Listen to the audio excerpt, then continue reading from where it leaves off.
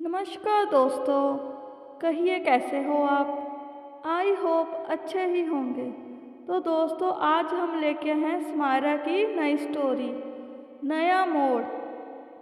इस बुक का नाम है एक दिन जिंदगी बदल जाएगी। प्यार और प्रेरणा की एक कहानी जिंदगी जीतने के लिए जब वह तुम्हें चुनौती दे। तो आइए शुरू करते हैं इसका तीसरा अध्याय, नया मोड़।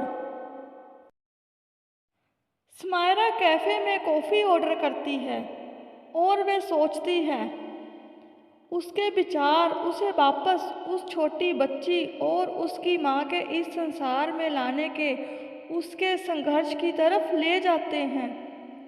वह अब भी उन आवाज़ों को सुन सकती थी और महसूस कर सकती थी।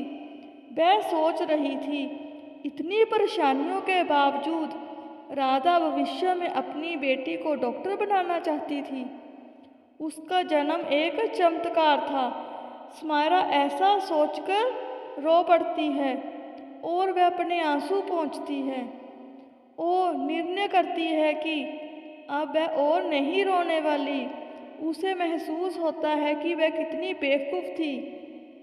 वह सोचती है, मेरी माँ ने मुझे इस दुनिया में लाने के लिए इतना भयानक दर्द सहा होगा।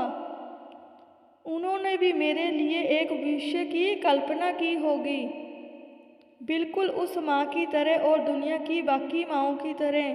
समायरा आसपास खाली जगह में अपने आप से बातें करने लगती है। वह सोचती है, उसकी माँ ने सोचा होगा जब वह छोटी थी कि मैं बड़े होकर डॉक्टर या टीचर कुछ बनूंगी, इसलिए मुझे बिल्कुल भी अब रोना नहीं है, मुझे कुछ बनकर दिखाना है। मैं अपनी माँ का सपना पूरा करूंगी। वह मुझे मरते हुए नहीं देखना चाहेगी, चाहे वह कहीं भी हो। उसके विचार उसे सही दिशा दिखाते हैं। चाहे कुछ भी हो जाए, मैं अब समय बर्बाद नहीं करूंगी।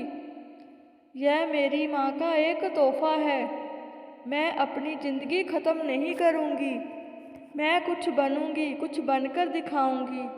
मैं अपनी माँ का सपना पूरा करूंगी। उसने उस वेटर को धन्यवाद कहा और चली गई। जिंदगी उसका इंतजार कर रही थी। उसे चेन्नई आए करीब एक हफ्ता हो गया था। विभिन्न तय सौदे के साथ बेंगलोर लौट गया। वह एक अनुशासनबद्ध जीवन जीता था और इसी प्रकार जीवन में सफलता का आनंद उठाता था, क्योंकि उसके विकास का शुरुआती समय काफ़ी कठिन था। उसने हर कठिनाई और स्थिति से सीखा था। उसे इस सौदे से खुश होना चाहिए था, परंतु वह अजीब सी निराशा महसूस कर रहा था। वह जैसे ही आंखें बंद करता, उसे उस लड़की की मंत्र मुक्त कर देने वाली बुरी आंखें बार बार याद आने लगती। और सबसे बेकार बात यह है कि उसे उसका नाम तक नहीं पता था। दिसंबर का मौसम था, दिसंबर का महीना था। दिसंबर के कड़क मौसम के कारण उसने और दिनों से ज़्यादा गर्म कपड़े पहने हुए थे। उसका ग्रे कलर का कोट था जो उसने एक पैंट शर्ट के साथ पहना हुआ था। उसकी पैंट के साथ मेल खा रहा था। विभिन्न की कंपनी अपने कर्मचारियों को उनके पहले नाम से बुलाने के लिए प्रेरित करती थी तथा मिलनसार नीति का पालन करती थी। फिलहाल रघु अपने बॉस से बात कहने में सुविधाजनक महसूस नहीं कर रहा था, क्योंकि वह नहीं जानता था कि बॉस इस पर कैसी प्रतिक्रिया देंगे। तो दोस्तों, इसकी अगली स्टोरी हम आगे नेक्स्ट भाग में सुनाते हैं। समायरा की स्टोरी आगे देखते हैं क्या होगा।